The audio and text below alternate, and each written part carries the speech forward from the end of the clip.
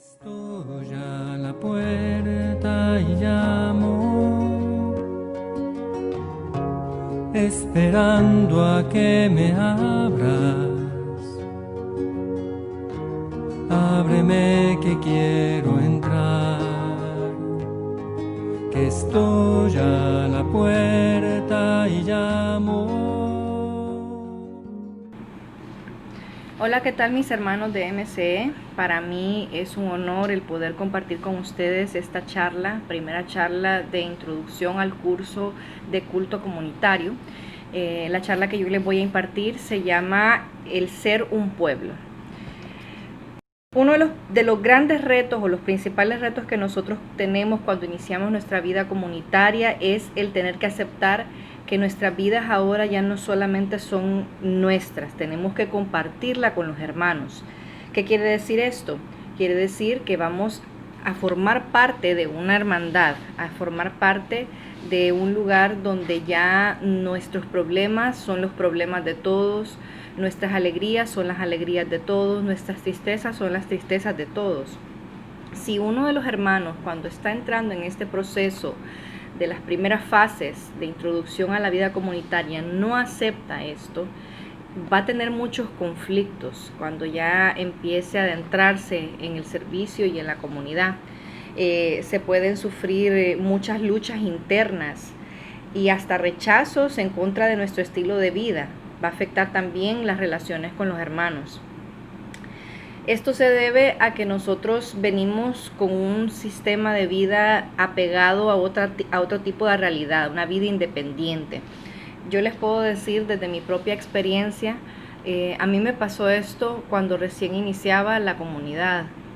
A pesar de que yo toda mi vida formé parte de un colegio católico, con una familia católica, con principios cristianos bien establecidos, mi papá era una persona extremadamente reservada. Él siempre nos decía, a nosotros nos inculcó de que la ropa sucia se lava en casa, ¿verdad? O sea, los problemas no se le cuentan a nadie. Él nos inculcaba de que no habían amigos, o sea, no hay nadie amigo. Usted tiene que saber que usted solo puede confiar plenamente en su mamá, en su papá y en sus hermanas. Esa era la enseñanza que mi papá nos dio a nosotros. Era un hombre extremadamente prudente, reservado con sus cosas y consideraba de que había que proteger mucho la intimidad familiar, ¿verdad? O sea, que no nos enseñó a compartir nuestros problemas, a pedir ayuda a los demás, sino que siempre nos enseñó a ser bien independientes. Entonces, cuando yo entré a la comunidad, yo sentí este impacto. Eso fue hace 12 años aproximadamente cuando nosotros entramos con mi esposo y mis hijos a la comunidad. Y sí yo sentía, ¿verdad? El impacto no era lo mismo que me habían enseñado en mi casa. Mi papá era un hombre cristiano, católico y todo, pero él tenía otra percepción de lo que era el cristianismo en sí. O sea, para él la salvación era individual y tenía uno que preocuparse por su crecimiento espiritual, su tiempo de oración, pero no era así como nosotros lo vivimos dentro de la comunidad. De hecho, él decía, yo veo muchas personas que van a la iglesia, se dan golpes de pecho y en la vida real son otra cosa o tienen otro estilo de vida.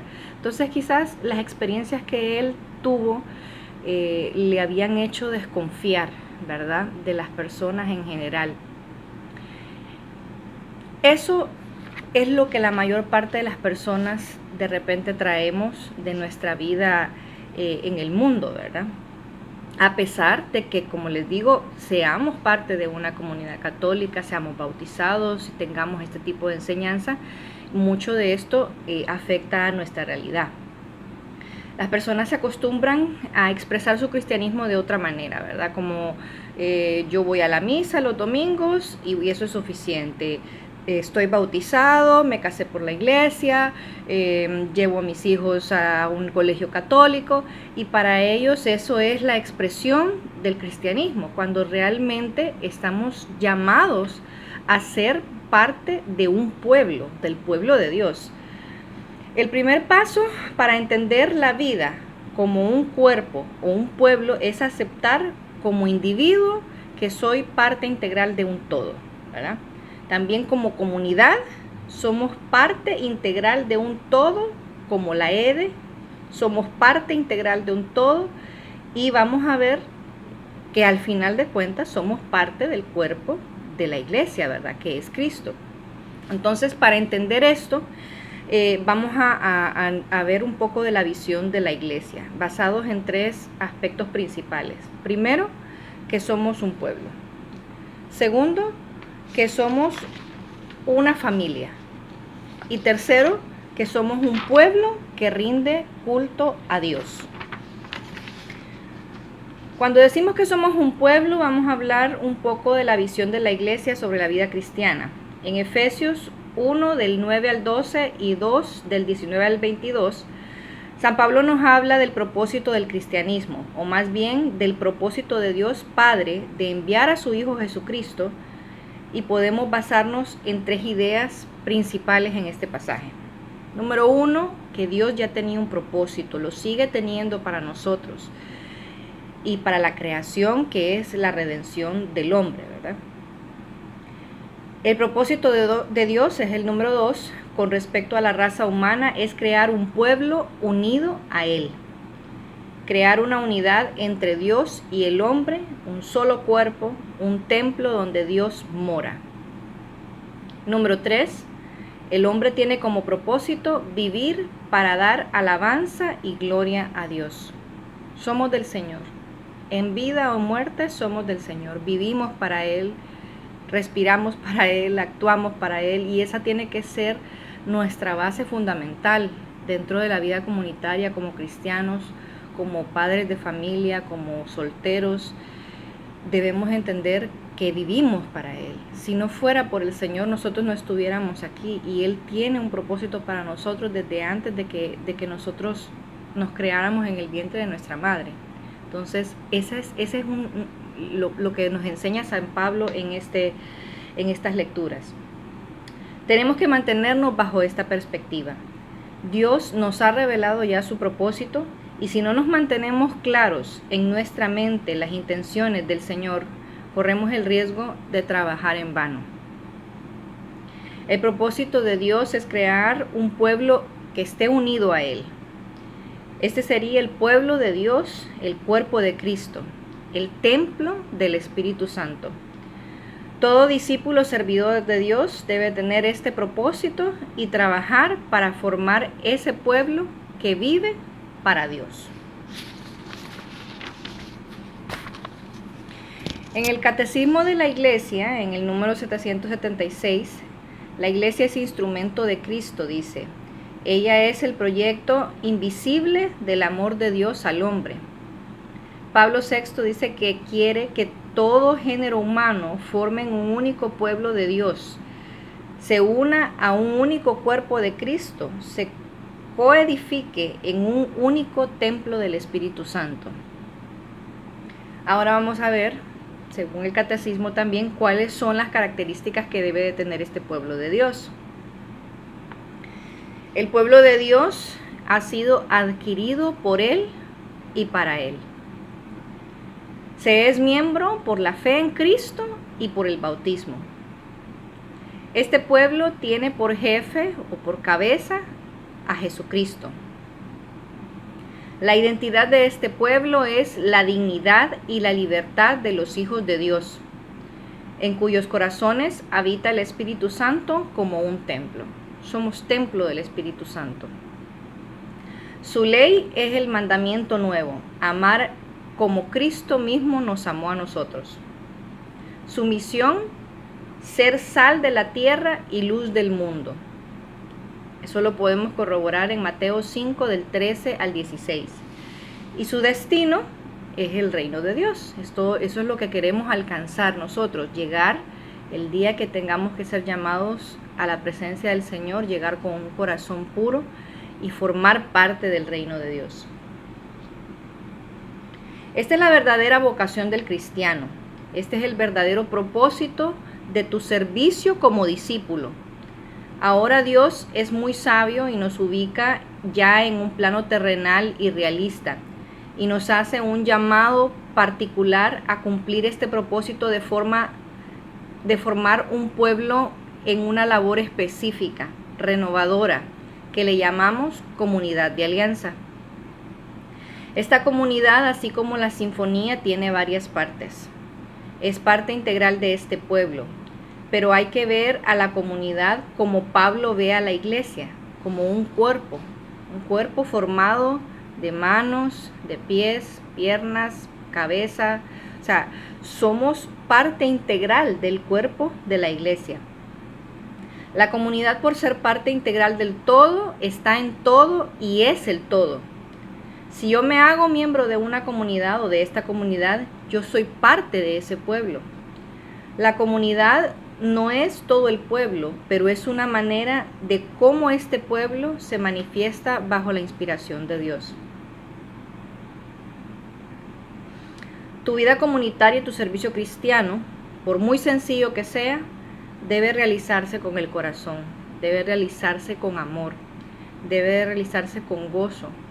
No importa a lo que estemos llamados, ya pueden ser los servicios más sencillos o más insignificantes. Lo que hagamos tenemos que hacerlo como que si lo estuviéramos haciendo para Dios, como si estuviéramos nosotros sirviendo a Dios en ese momento. No se trata de los hermanos, o no se trata de decir solo yo hago esto, solo a mí me toca, sino que saber que somos nosotros una parte fundamental para que todo el cuerpo funcione y hacerlo como si lo estuviéramos haciendo para el Señor. En el segundo punto que tenemos que recordar que somos una familia. La iglesia, el pueblo de Dios, es también una familia, la familia de Dios. Y esto no es una imagen simbólica, sino que es una realidad. Jesús nos reveló que Dios es nuestro Padre y que los miembros de la iglesia son sus hijos adoptivos. Somos hermanos del Hijo de Dios, Jesucristo, quien nos enseñó: todo aquel que haga la voluntad de mi Padre en los cielos es mi hermano, mi hermana, mi madre. Esto implica que todos los miembros de la iglesia, ya sean vivos o muertos, están relacionados unos con otros como hermanos en Cristo, como hijos de Dios nuestro Padre. Lo mismo que les decía al inicio, ¿verdad? Vivimos para el Señor, morimos para el Señor, y vivos o muertos somos del Señor. Lo mismo aplico yo desde mi perspectiva personal en este punto. Somos familia y estamos nosotros unidos a Cristo, ya sea en vida o en muerte. A esto se le llama en teología la comunidad de los santos. Como familia de Dios, todos sus miembros están en comunión unos con otros. Esto es cierto si estamos en la iglesia aquí en la tierra, en la vida terrenal. Esta es la iglesia militante. Si te estás purificando en el purgatorio, esa es la iglesia purgante. Y si estás ya en la presencia del Señor y estamos totalmente unidos a Dios en el cielo, esa es la iglesia triunfante, ¿verdad?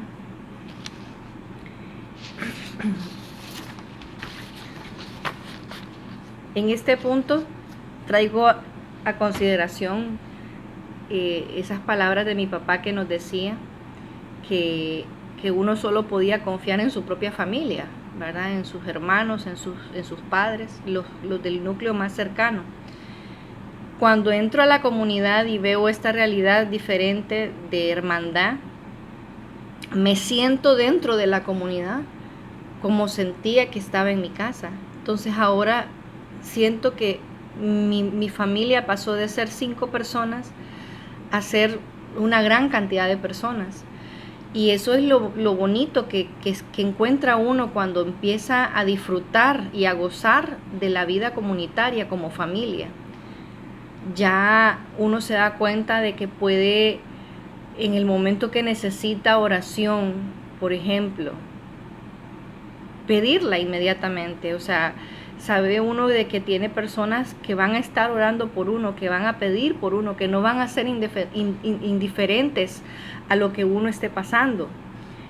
que van a estar ahí en las dificultades para ayudarlo, que no lo van a dejar solo a uno, que lo van a apoyar siempre. Entonces, eso es lo bonito de comprender que somos una familia.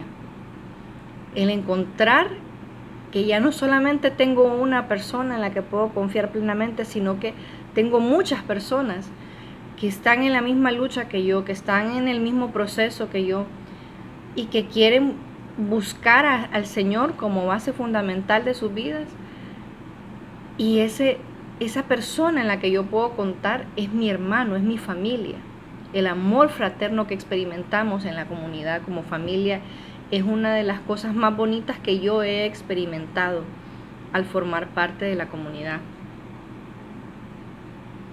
Esta visión de la comunidad de los santos y de que somos familia de Dios debe de animarnos mucho y darnos mucha esperanza a los que servimos a Dios en la tierra.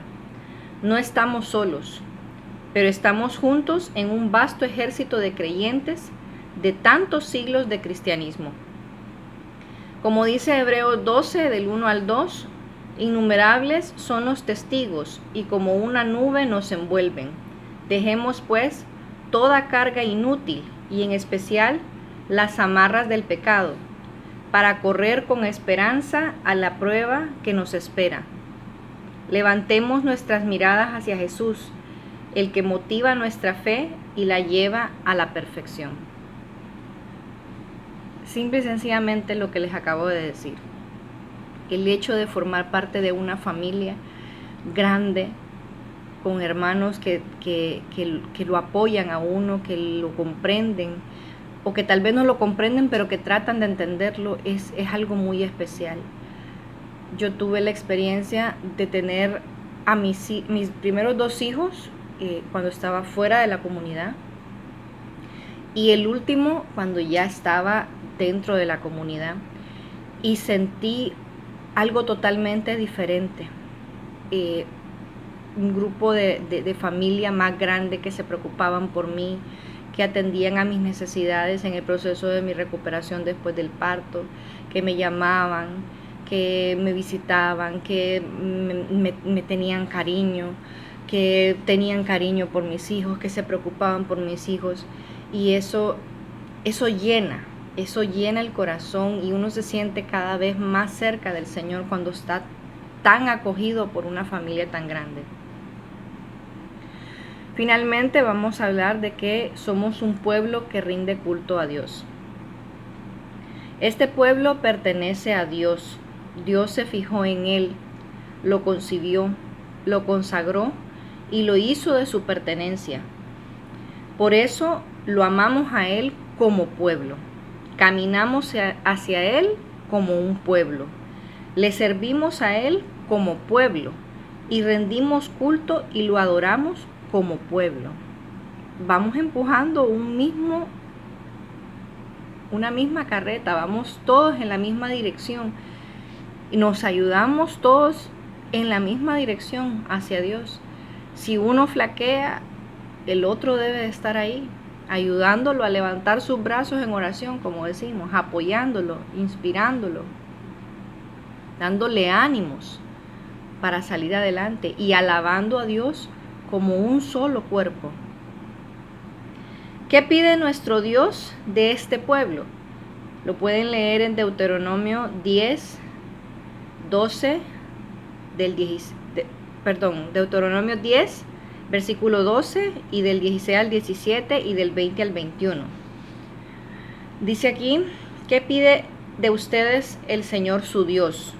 Solamente que lo honren y sigan todos sus caminos, que lo amen y lo adoren con todo su corazón y con toda su alma.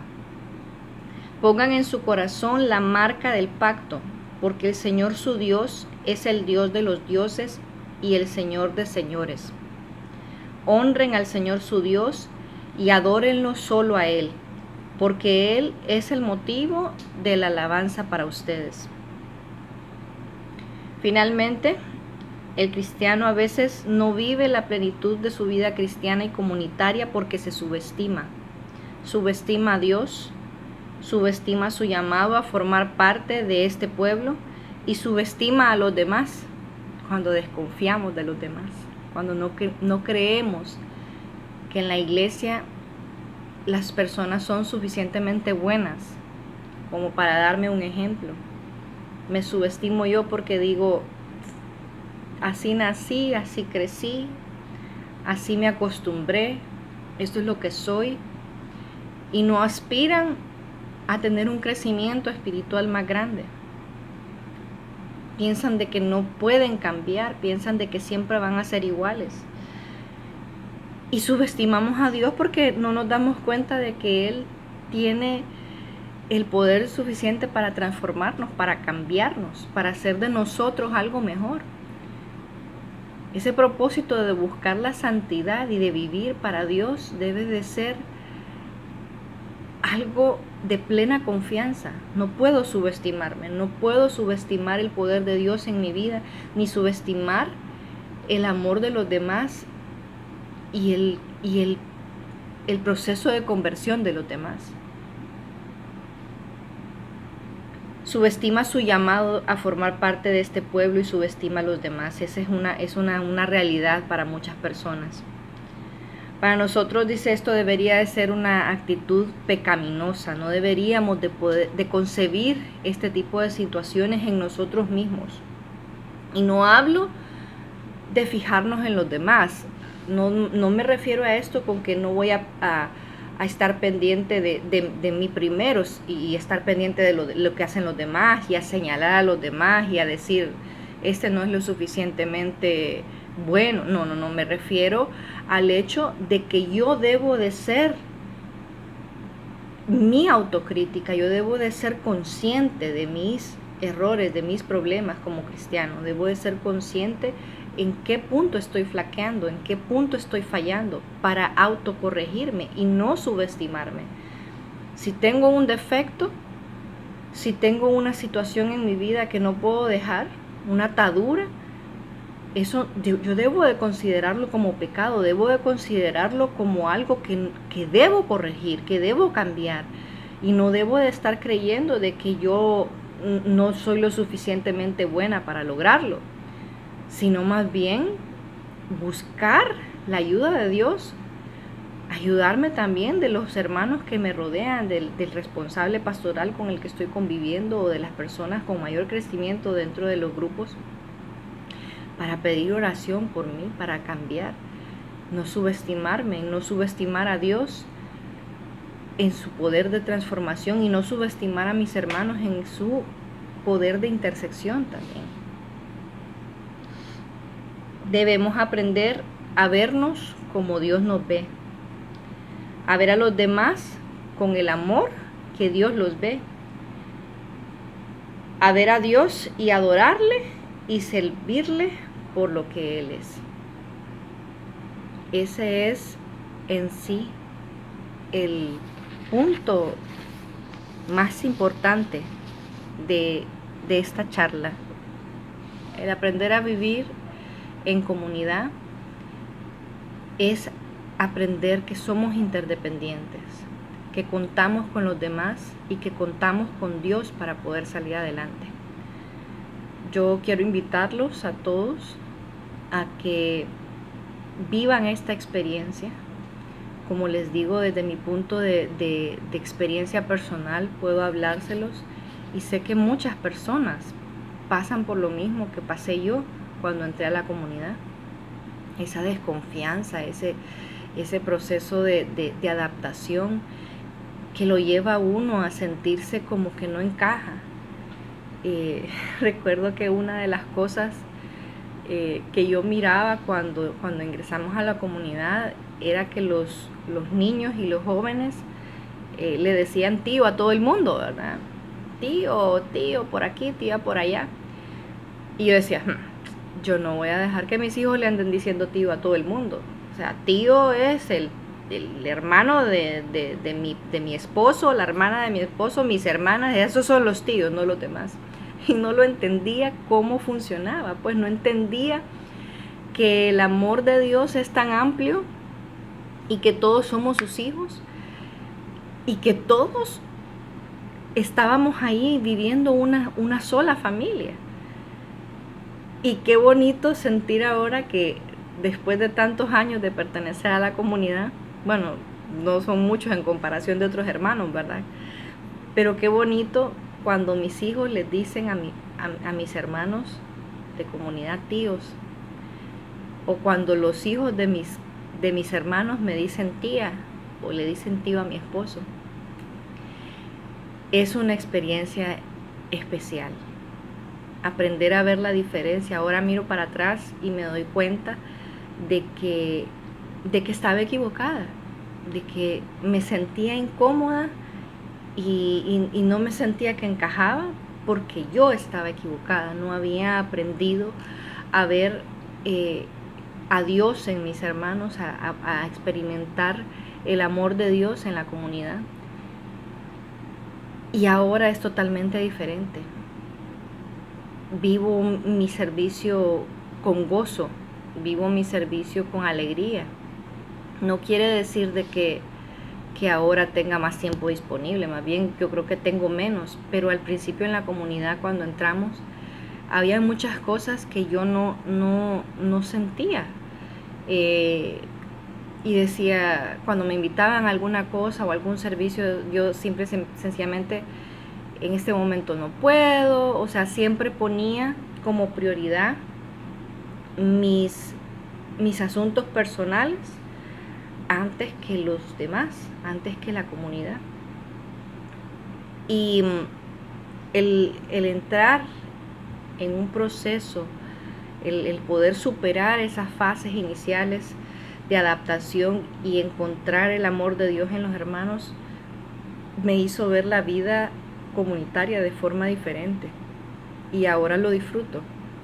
Y ahora, aunque en algún momento, en alguna cosa, sienta que no estoy preparada o que no tengo el suficiente crecimiento espiritual, por así decirlo, para ocuparme de un servicio que se me es solicitado, yo igual digo sí. Yo igual digo sí puedo, o de alguna manera voy a lograrlo, porque ya no lo hago para mí, ya no lo hago por agradar a los demás, sino que lo hago con un servicio a Dios. Lo hago como para Dios, lo vivo como para Dios, lo disfruto como para Dios. Y sé que si Él me hace este llamado a mí, y cuando lo digo me lo hace a mí, quiero que ustedes se pongan en ese lugar y que digan, si el Señor me está llamando a esto, es porque algo bueno ha visto en mí, porque cree que lo puedo lograr, porque cree que puedo desempeñar este papel y cumplir con esta responsabilidad. La vida comunitaria, hermanos, es muy hermosa, y formar parte del pueblo de Dios y de una familia tan grande es algo espectacular. Así que yo quiero invitarlos a que superen esta fase de adaptación para las personas que están pasando por esto, y que abran su corazón a un proceso de vida totalmente diferente, unidos a Dios, unidos al Espíritu Santo, viviendo para el Señor, alabando al Señor como un pueblo, como una familia y como un culto de alabanza para el Señor. Que estén bien, mis hermanos. Un abrazo para todos ustedes. Se les quiere y se les aprecia.